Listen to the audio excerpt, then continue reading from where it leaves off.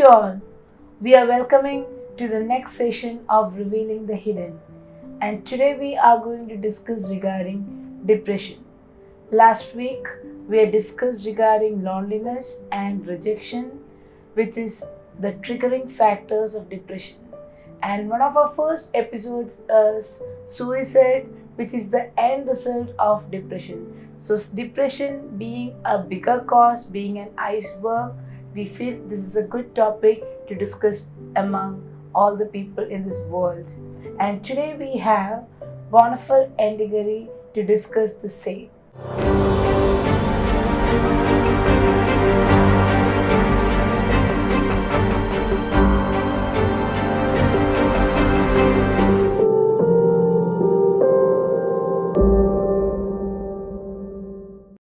Welcome, Bonnie, to the session of depression. So, we'll just directly go with the meaning of depression. So, what do you think? How much you can put into the word depression? So first of all, thank you for inviting me. And we'll go to depression as depression is related to the mind. And for me, it's not to do much with the mood in terms of how people describe it as a disorder of moods. But for me, depression is more like an attack on the mind. And how I would define it is, I would define depression is when your mind gets clouded with whatever is happening around, and it's not able to use its actual faculties in a way that it was designed for. So when your mind takes a hit and it becomes heavy to process everything, like a RAM slowing down, like a computer slowing down, something like that, when it happens with the mind, that is depression. It's a pressure on your mind and something that is not supposed to happen, but something that causes a lot of malfunctions like loss of life and loss of purpose. All of that mixed together is depression for me. Very good, Bonnie. As Bonnie said correctly, depression is actually defined as a mood disorder, a mental disorder, but people cannot see what is happening to the person's body. As you rightly said, it's directly an attack on the mind, whereas no one can identify it, and people or the person himself identifies depression when it has reached all the higher level. I always say that in any mental issues or the issues with the mood, no one can identify it immediately. That only I can understand something is happening with me. Initially, I may not identify it's an illness. I may think that's a mood movement. It's affecting my mood, or I'm sad. But when others are noticing, it has reached to a bigger level where an intervention is needed for it. So as I already said that it's very difficult to identify actually a mental disorder like depression, because a sad phase is a normal phase.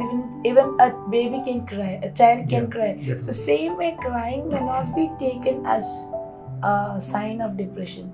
So can we put little more light into what are the signs that I can identify that I'm going through some depressive episode? Definitely. I mean, anytime that we start to lose control of our lives, that's not depression. That could just be a phase in our lives.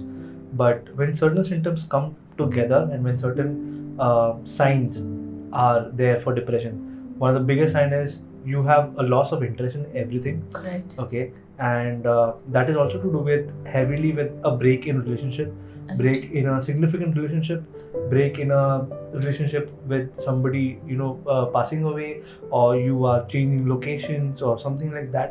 So basically loss, loss is like a big word. The second big word I think to do with depression is not wanting to take action. So a lack of action and lack of ability to act on the person's behalf. That there's inactivity, there's no proactiveness, let alone proactiveness, there is no response. The person has become like a silent dead zone, and no matter how much the outside pressure and the outside circumstances try to lift them up, the person just acts dead. Right. So that second word is depression is like a dead zone.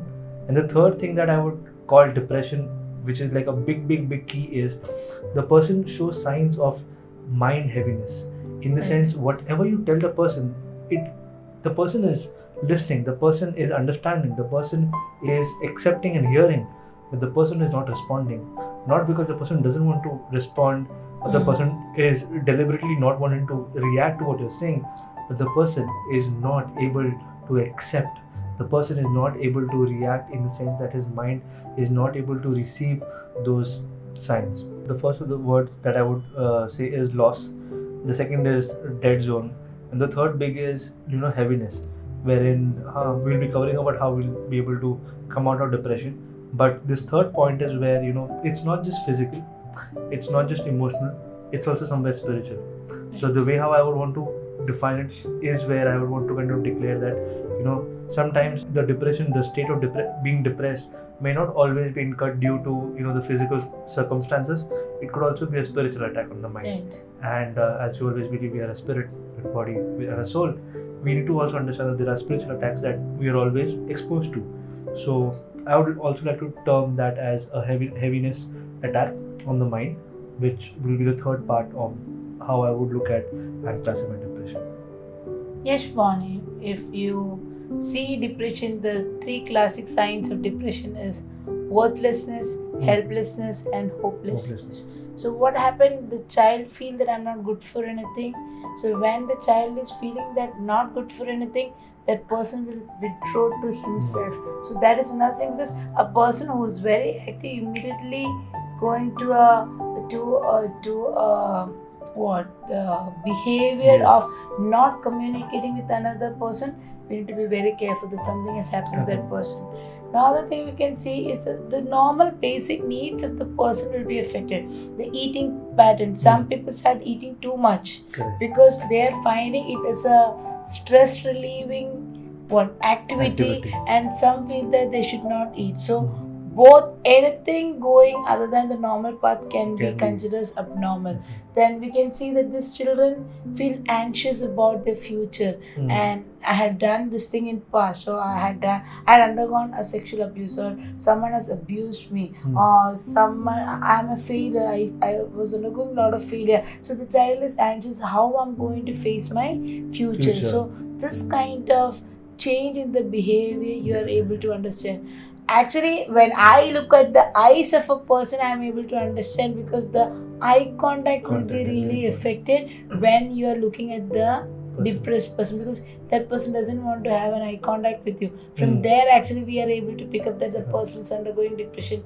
And then this kind of people have immediate breakdown of moods. That they will cry immediately. You speak something as a defense mechanism, they may cry out, or they may burst out. The guilt is another factor where we can see that the people who's already tend to have the condition of depression, they may feel guilty for even small things, where other people can take this very lightly. The other thing what we can see in this kind of people is they are very confused, they are very anxious, they are fearful about their future, they are always guilty about the past, and this will not allow them to take decisions or make them scared to take further steps. So this kind of people by the end can lead the ultimate decisions. They can commit suicide by having continuous frequency of thoughts of suicide. So these are some of the symptoms you can identify. Anyone who's sitting next to you, we really don't know what the person is going through. We may think that person is showing attitude or maybe screaming it for no reason, but he may be really going through a tough journey. So Bonnie, we will have look into what are the reasons for depression in normal scenarios. Yes, in the normal scenario, depression would come in many ways. Unfortunately, there's no one big factor why depression happens, but one of the biggest reasons is primarily is loss of relationship, loss or break in relationship, or break in a significant bond with a relative, or with the family member, or a loss of property, basically loss in that sense. Then there's also a kind of detachment or breakage in the bonding of your job, or you have lost something. But as you kind of understand it deeper, we are actually a spirit being, so spirit, soul and body. And in that sense, when you realize, yes, there are causes which are on the body side, the physical tiredness and age related, but there's also a spiritual side of it, and the spiritual side is where I would now start to look at it more deeper, because science has been starting to now explore this metaphysical area and region and zone where the mind is being influenced by a lot of things around us, and this is being termed as spiritual depression. So one of the big causes of spiritual depression is from the spiritual side, and that is attacking on the spirit.